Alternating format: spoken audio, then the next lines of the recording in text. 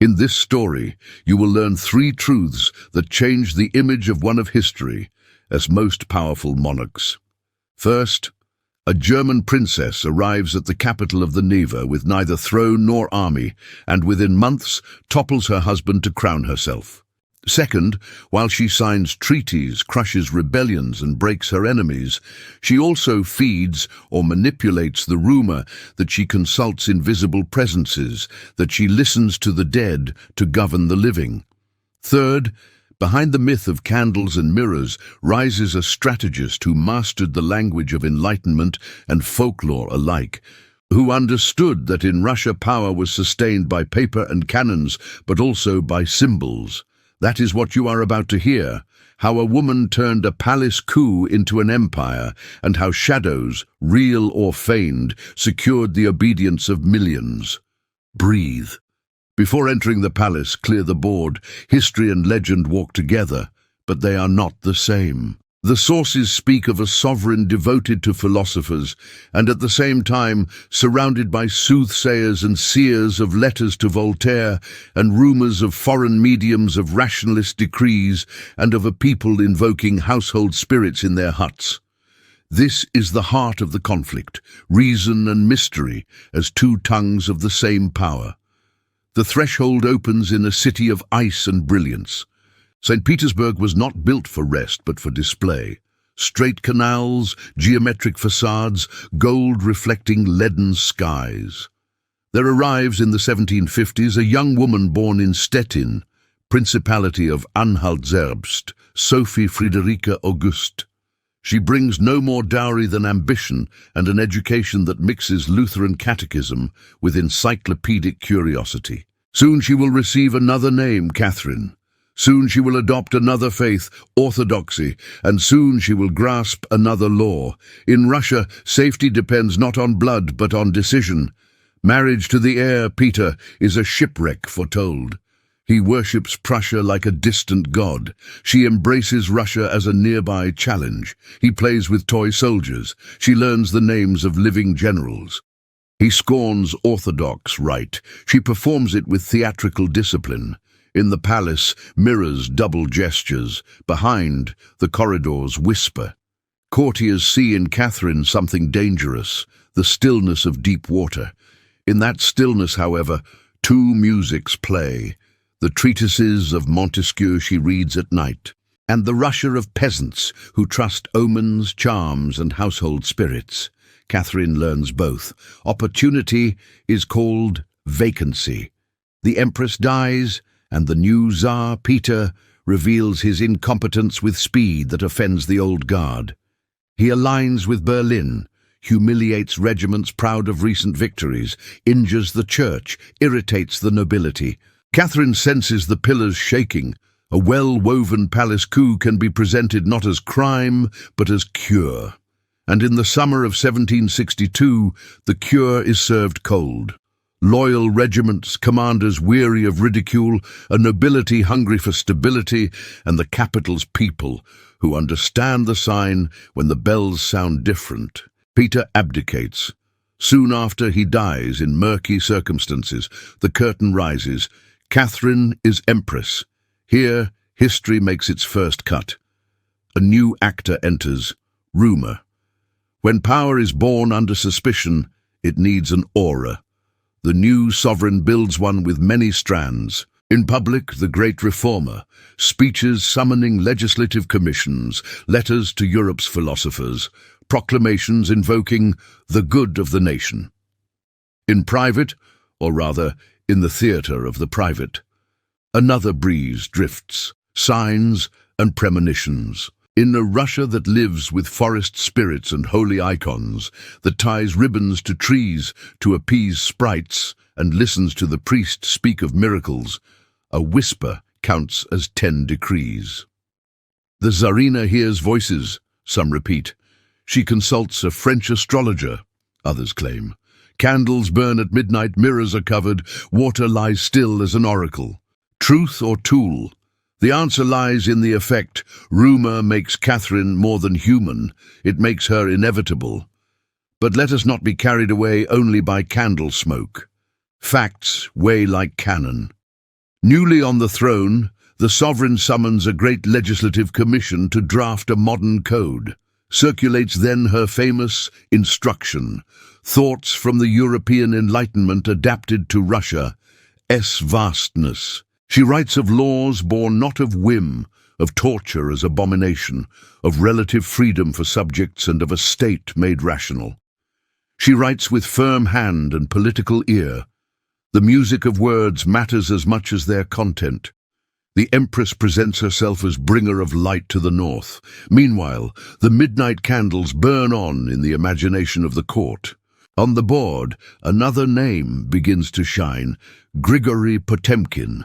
Soldier, administrator, strategist, he is also architect of symbols. He understands that empire is sustained not only with fortresses, but with stories.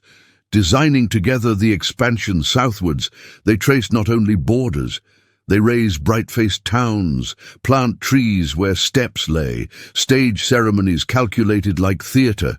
Enemies call it propaganda, allies, prosperity in miniature. Chroniclers speak of Potemkin villages as mirages. But behind legend lies effect. Crimea enters the map with right and gunpowder. Those years, Russia fights wars against the Sublime Porte. The fleet sails seas where once only legends rang. Victories bear names that still flash. The Empress writes letters mixing logistics and aesthetics. A port is not only a base, it is a mirror for the world to see Russia. Between lines, rumors return that she consults an Italian adept in occult sciences, that she asks a countess versed in magnetism to interpret dreams, that she keeps in her cabinet card readers traveling Europe. The other music of the invisible never ceases. Here rigor demands pause. Catherine mocked charlatans with cutting irony. She wrote satires against impostors, ridiculed false mystics, despised those who sought to steal authority with parlor tricks. How does this fit the image of candles and spirits? With one word, strategy. In public, she rewards reason. In private, or in the rumor of privacy, she lets signs float. She does it because she understands her country, millions of peasants, and artisans for whom a dream, an omen, or an ancestor's shadow in the hearth could tip a decision. She need not believe, she need only manage belief. That is the monarch's higher art, to speak in all voices, even those not her own. The court, like any living organism, produces antibodies. Some nobles love her as modernizer, others fear her as foreigner. Old officers, proud of their swords, watch with jealousy as favourites enter and exit bedchambers and offices. At the table, Catherine distributes favours with calculation, titles for loyalty, estates for silence. Under the table beats a threat no oracle can erase: rebellion. The name that darkens her best years is a Cossack claiming to be the true Tsar, an impostor who inflames peasants, miners, exhausted serfs. In the 1770s, the rising sets villages ablaze, seizes fortresses, threatens cities. Amid the smoke, folklore reigns, prophecies, weeping saints, boots leaving no tracks, bullets rebounding from chosen chests. Catherine responds with the force of a disciplined state. She sends generals, rearranges taxes, applies exemplary punishment. The revolt falls, and with it, its profit. The moral needs no mediums. To rule an empire of wood and snow requires steel. Yet she does not abandon her theatre of signs. In the harshest winter, she organizes masquerade balls that are not frivolity, but diplomacy in motion. Each mask hides a pact. Each tune sounds a warning. Halls fill with encyclopedists, engineers, architects, painters. The Empress's bibliomania becomes legend. She buys entire libraries, rescues works, founds collections that turn her palace into a museum without rival. The visible, art, light on canvases, geometry of halls, lives with the invisible, the persistent rumor that in her cabinet lies a velvet-covered table where sometimes presences are invoked. Back to the uncomfortable question. Did she summon spirits to rule? If we believe detractors, yes. If we believe her letters, no. If we understand politics, perhaps. The useful truth is this: Catherine knew how to use the magnetism of the numinous as another instrument of her authority. She did not need to pronounce. It was enough not to deny too much. Meanwhile, her government followed a course of reforms and contradictions. Provinces administered with clearer rules, serfdom expanded in places while debated in theory. Vaccination promoted when smallpox terrorized expeditions, sent to study climate and soil education for noblewomen, expanded newspapers tolerated, then watched masons protected when useful, then curbed when risky. Europe sees two Catherines. For French philosophers, she is the Athena of the Neva, graceful pen, generous purse, sharp wit. For conservative thrones, she is the usurper teaching queens not to wait. For diplomats partitioning Poland with her, she is the player unafraid of bloody maps. The empress divides a kingdom with signature and escort.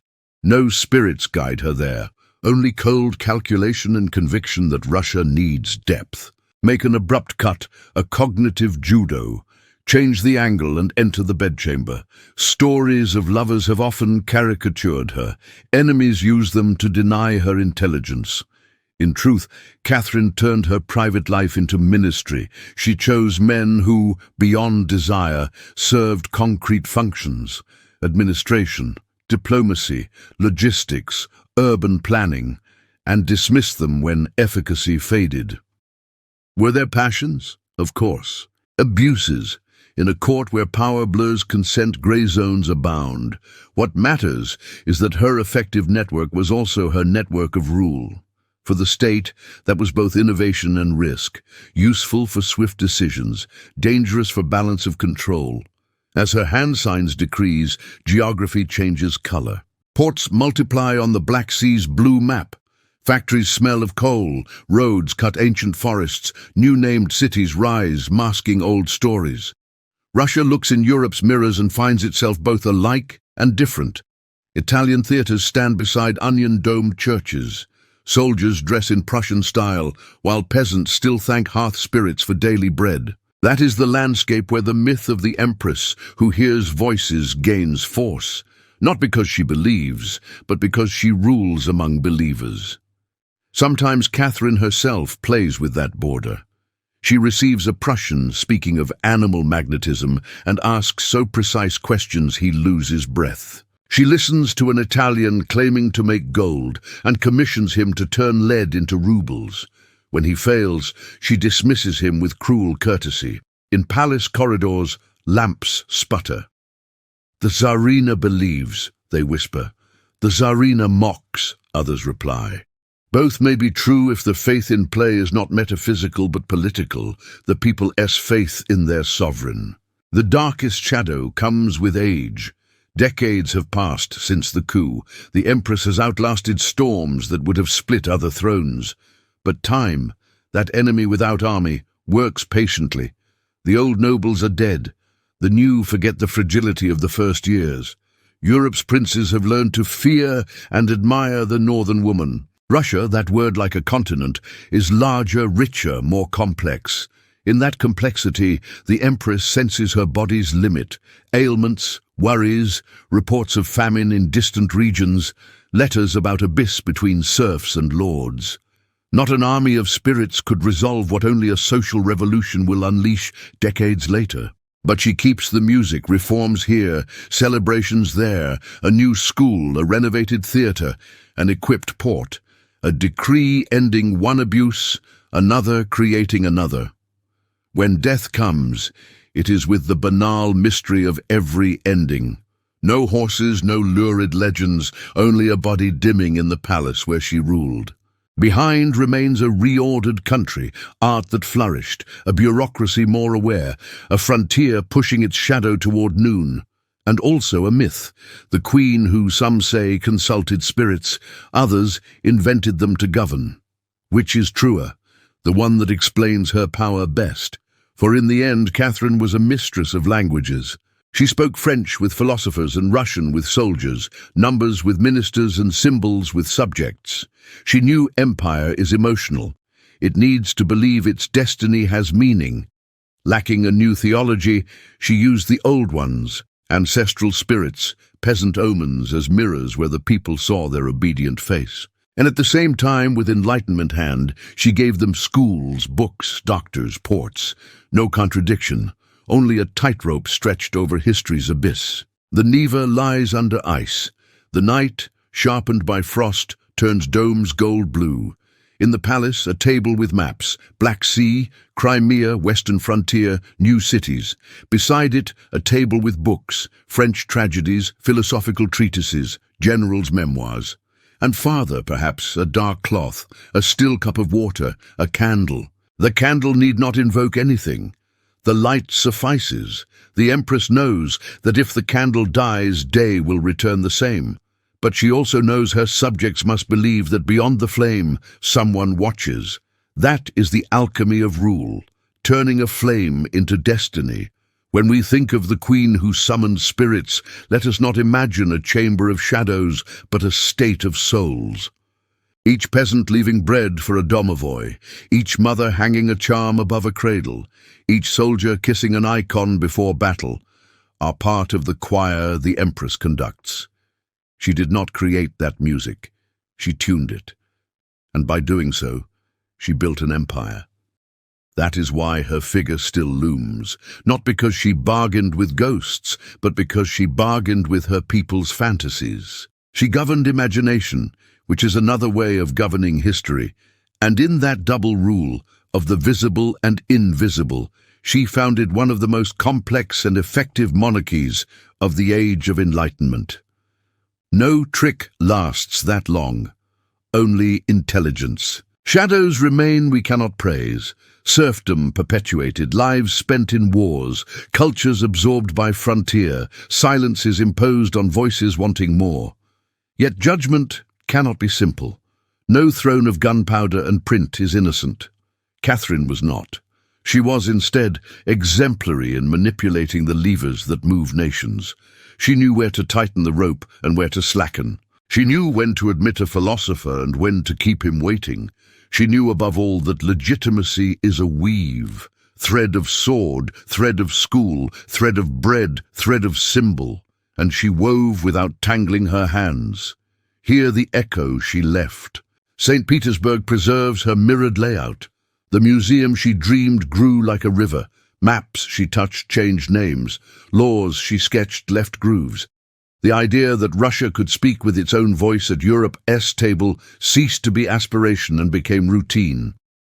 And in the tales grandparents whisper to grandchildren, in villages where winter bites and soup steams, her figure still appears as the great lady who knew to listen to signs. Some say they were spirits, others whispers of the people. Perhaps both, the sum of voices that in an empire build the sovereign. The twilight empress moved between light and shadow. She did not need to surrender her soul to any magician to master appearance. She understood that sometimes what a nation needs is not naked truth, but a believable story. And if that story includes a candle, a mirror, a still cup of water, it is not superstition, it is politics. Share this story and subscribe to keep exploring kings and queens who knew that power, like the northern night, is best ruled with lights, shadows, and silence.